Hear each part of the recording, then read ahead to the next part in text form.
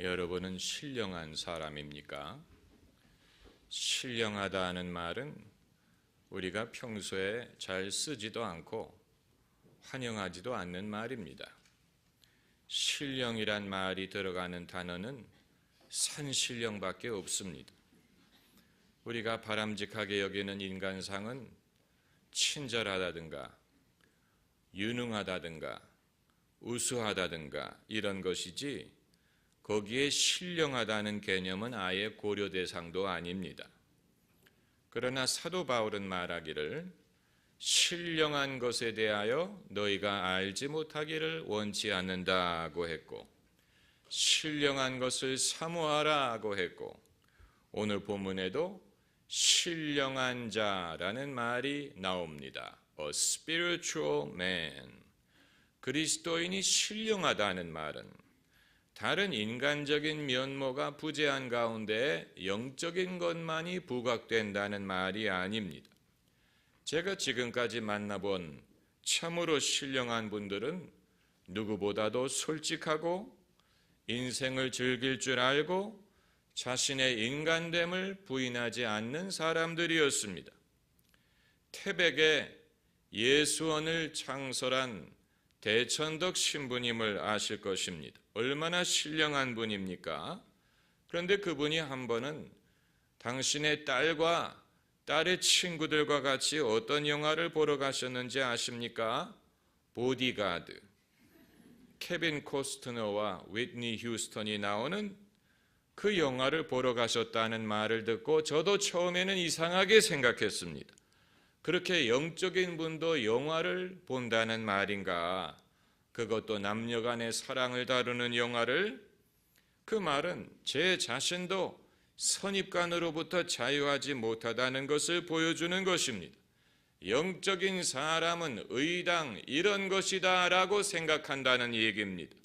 그런데 이 선입관이 성경 말씀에 의거한 것도 아니고 경험에 의거한 것도 아니고 저의 인간적인 생각에 의거했다는 말이에요. 목사도 이러니 일반 성도들은 오죽하겠습니까? 그런데 우리가 갖고 있는 신령함에 대한 편견이 우리 자신뿐만이 아니고 남들에게 감당할 수 없는 무거운 짐을 안겨다 준다는 사실을 알아야 됩니다. 영적인 그리스도인으로 산다는 명목으로 내 자신에게 불가능한 요구를 할 때가 많습니다. 영적인 그리스도인이 된다는 말은 우리가 신이 된다는 말도 아니고 천사가 된다는 말도 아니고 오히려 참으로 인간답게 산다는 것을 말하는 것입니다.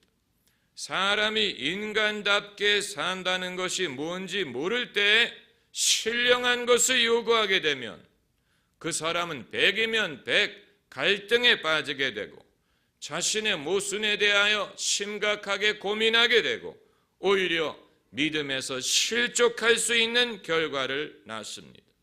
영적인 사람이 된다는 것은 인간다운 삶을 산다는 것을 말합니다. 하나님은 우리를 인간으로 창조하셨는데 그 의미와 방법과 목적을 우리가 아직 다 알지 못합니다. Sixth sense라는 말이 있습니다. 육감이란 말인데 사람은 본래 5가지 감각을 가지고 삽니다.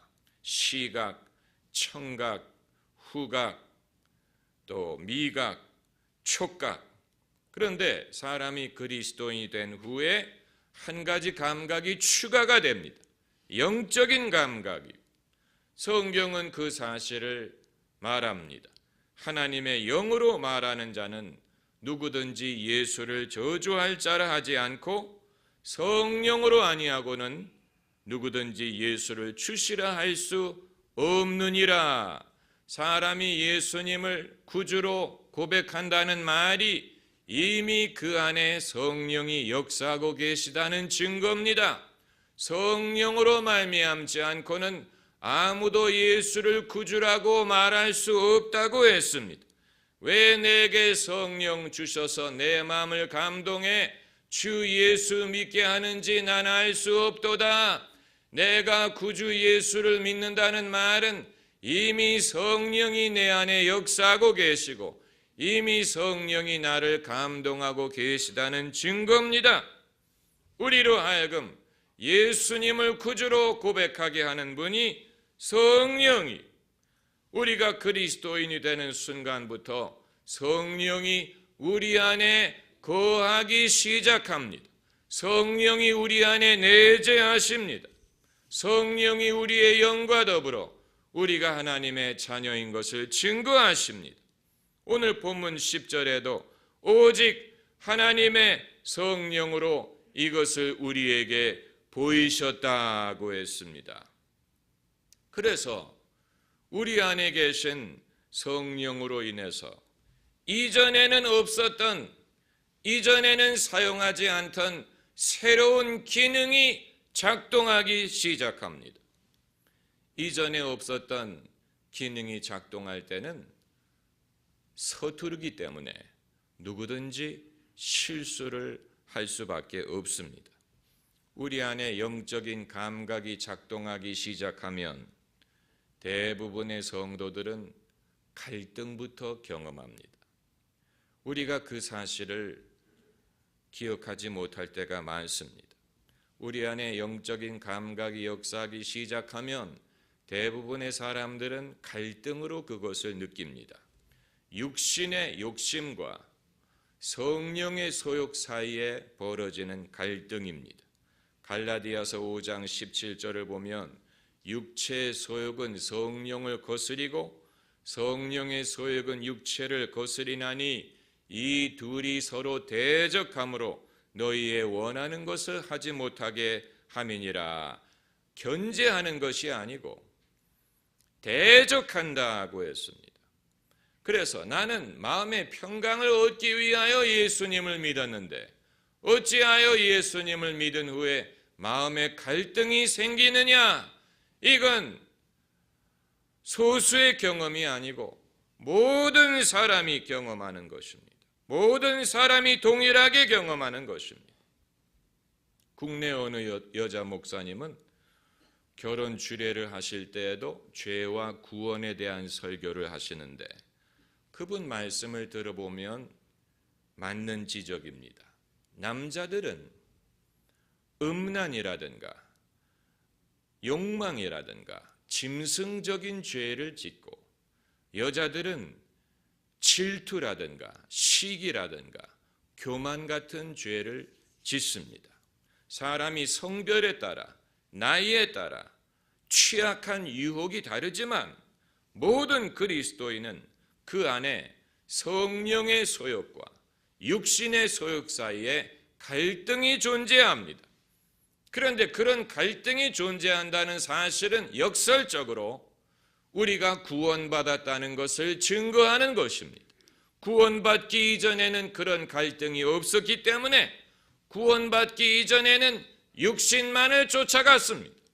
그러므로 우리 안에 이런 내면의 갈등이 있다는 사실은 우리가 벌써 그리스도인이 되었다는 것을 간접적으로 증거하는 것입니다.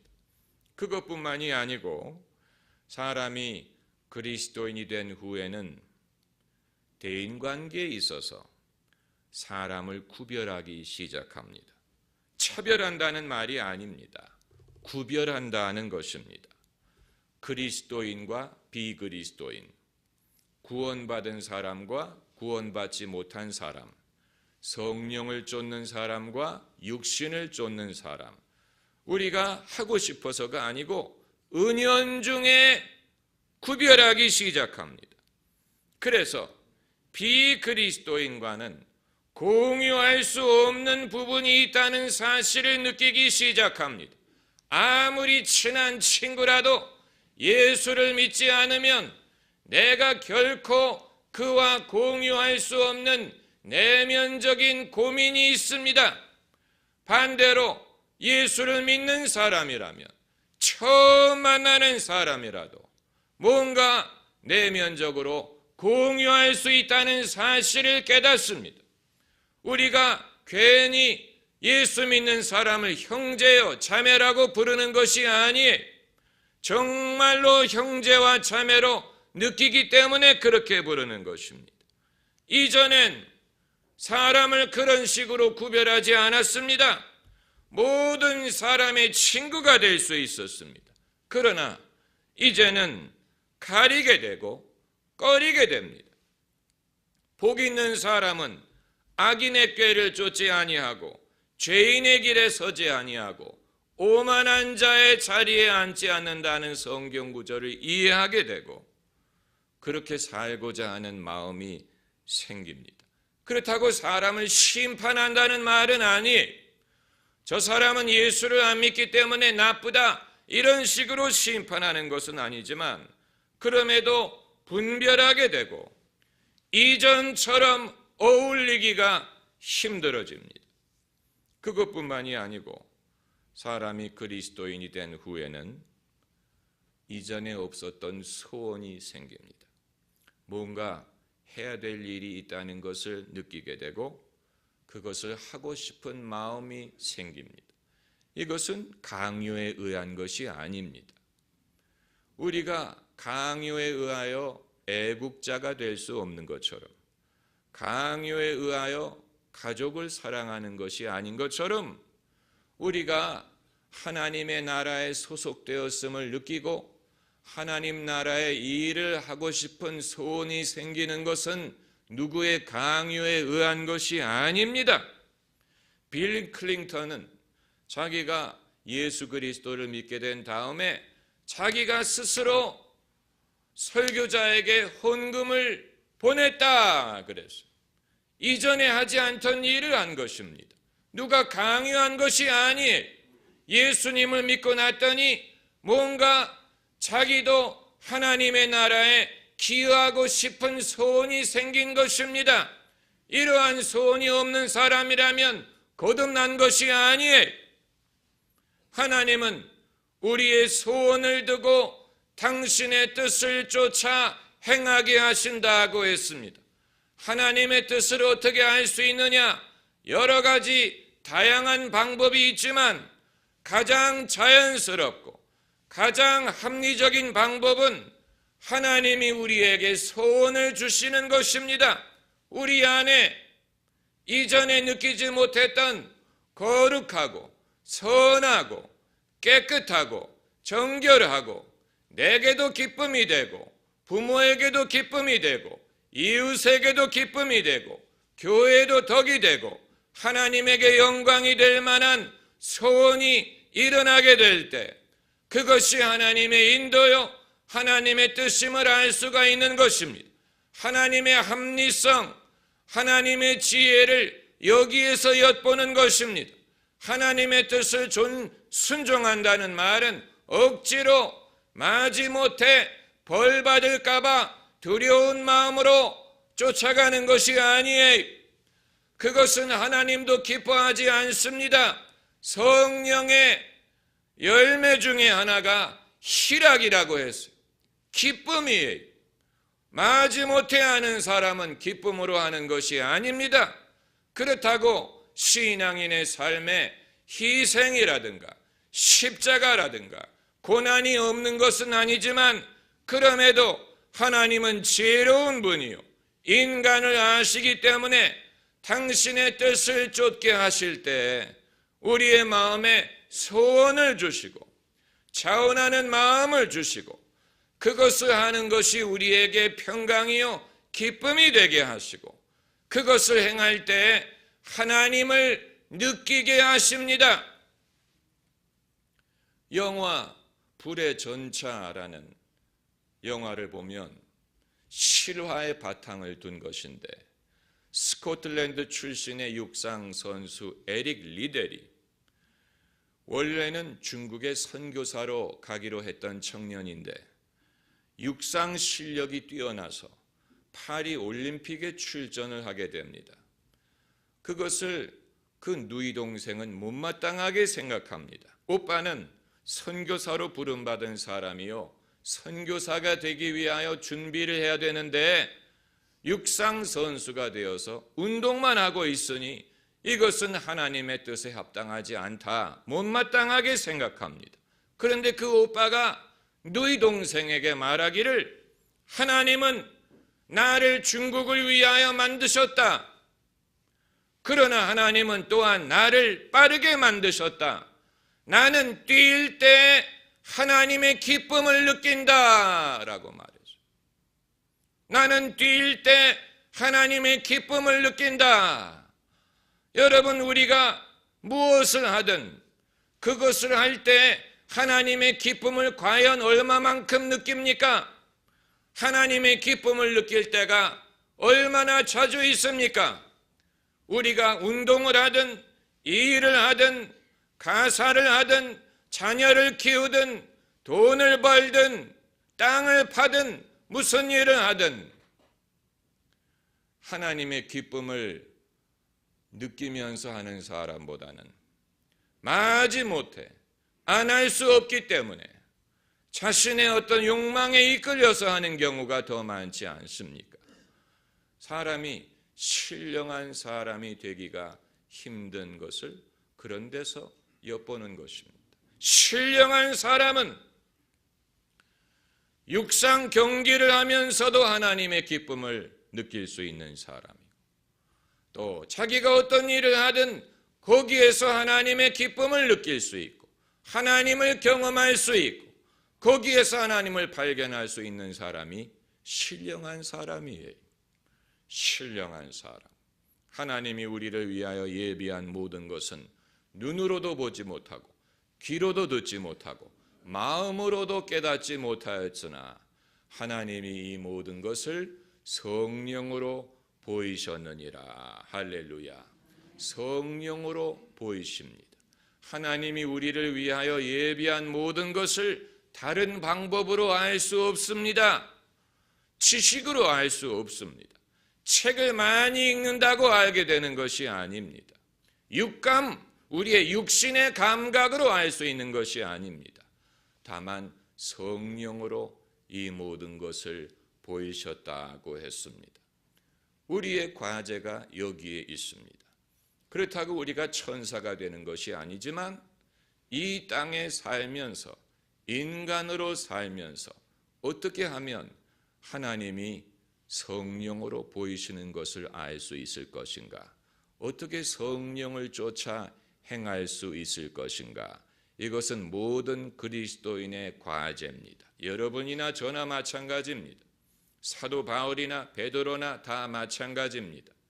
사도 바울이 갈라디아서에서 말하기를 성령을 쫓아 행하라, 그리하면 육신의 소욕을 이루지 아니하리라. 아주 귀중한 지혜의 말씀이. 많은 사람들은 육신을 억압하고 금지하는 것이 성령을 쫓아 행하는 지름길로 생각하는데 그게 아니에요. 사람이 자기의 육신을 억압하면 억압할수록 괴롭기만 하고 번민만 생길 뿐입니다. 그 반대, 성령을 쫓아 행하노라면 자연히 육신의 정욕을 쫓지 않게 됩니다. 성령을 쫓아 행하노라면 육신의 정욕에 대한 매력이 줄어듭니다. 성령을 쫓아 행하는 것이 열쇠.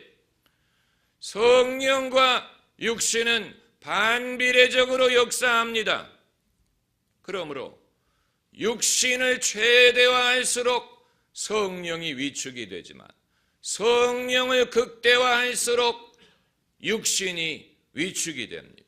우리의 과제는 그러므로 성령을 쫓아 행하고 성령 안에서 봉사하고 성령의 충만함을 구하고 예배든 기도든 말씀이든 성령을 쫓아 행함으로써 육체 소욕이 최소화되고 줄어들고 그것을 쫓지 않는 길, 그것 이외에는 이 땅에서 그리스도인이 신령한 그리스도인으로 살 길이 없습니다.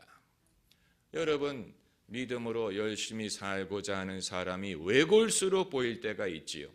그건 그럴 수밖에 없기 때문에 그런 것입니다. 외골수라도 하지 않으면 이 세상에서 신앙인으로 살기가 어렵기 때문에 그런 것입니다. 며칠 전에 어느 성도님이 저에게 기도를 부탁하셨는데, 당신의 자녀들이 유학 중인데 주일날 교회를 가려고 하지 않는다. 그러니 위에서 기도를 해달라고 부탁을 하셨습니다. 그래서 제가 대답하기를, 저도 유학을 가보고 기숙사 생활을 많이 해봤는데 학생이 주일날 아침에 자기 스스로 일어나서 자발적으로 교회를 가는 경우는 극단적으로 드물더라. 극히 드물더라. 눈을 씻고 봐도 드물더라. 그러므로 이상하게 생각하지 말고 이후에 철이 들고 주변에 좋은 신앙의 친구들이 생기면 자연히 교회를 가게 될 것이다 라고 말씀을 드렸는데, 왜 많은 사람들이 스스로 자기 발로 일어나서 옷을 입고 주일날 빠지지 않고 교회를 오기가 힘듭니까? 예수님을 사랑하는 마음이 없기 때문에 그런 것입니다. 아직 예수쟁이가 되지 못했기 때문에 그런 것입니다. 그러므로 사람은 분명한 회심을 해야 됩니다. 분명한 회심의 경험이 있어야 됩니다. 요한 웨슬리처럼, 성 어거스틴처럼 예수를 믿기 이전과 예수를 믿은 이후에 분명한 변화가 있어야 됩니다. 회심의 경험이 필요합니다. 무늬만 기독교인인 것이 아니고 속에까지 기독교인이 되어야 합니다. 그게 거듭남이요 회심이에요. 성경의 모든 인물들은 분명한 회심의 경험이 있었습니다. 베드로는 예수님이 그에게 깊은 곳에 가서 그물을 내려 고기를 잡으라는 말씀을 순종했더니 그물이 찢어질 정도로 많은 고기를 낚는 순간, 주여 나를 떠나소서 나는 죄인이로소이다. 그 순간이 베드로가 예수님이 어떤 분인지를 깨닫고 회심하는 순간이, 바울은 교회를 핍박하기 위하여 다메섹으로 가는 도중에 큰 빛과 함께 주님이 나타나시고, 바울아 바울아 내가 어찌하여 나를 핍박하느냐. 바울은 교회를 핍박하는 것이었는데 예수님은 그것이 당신을 핍박하는 것으로 말씀하셨어요. 그래서 바울의 입에서 나온 첫 마디가 주여 니시오니까. 벌써 예수님을 주라고 부르고 그의 태도가 변하지 않습니까? 이전에 바울은 교회를 핍박하는 사람이고 이후에 바울은 교회를 위하고 교회를 섬기고 세우는 사람이 되었습니다. 이전과 이후, 그것이 반드시 극적이어야 되는 것은 아니지만 분명해야 됩니다. 여러분, 전구가 언제 빛을 발하기 시작합니까? 키는 순간 빛을 발합니다. 서서히 되는 게 아니, 전구를 키는 순간 빛을 발합니다. 마찬가지로 우리 안에 예수님이 들어오시는 순간 우리는 회심합니다. 그것이 반드시 많은 시간을 필요로 하는 것이 아니고 많은 과정을 필요로 하는 것이 아니고, 예수님이 없는 사람과 예수님이 있는 사람은 분명한 차이점이 있습니다. 하나님의 아들이 있는 자에게는 영생이 있고 하나님의 아들이 없는 자에게는 영생이 없습니다. 여러분이 영생을 얻기를 원하신다면 하나님의 아들이 있어야 됩니다. 하나님의 아들이 여러분 안에 계셔야 됩니다. 하나님의 아들이 우리 안에 들어오시면 우리가 변하여 새 사람 되고 이전에 바랬던 평강을 주 예수 내 맘에 오심, 주 예수 내 맘에 오심, 예수님이 오실 때 이 모든 천국의 보배를 함께 가지고 오실 것입니다. 기도하십시다.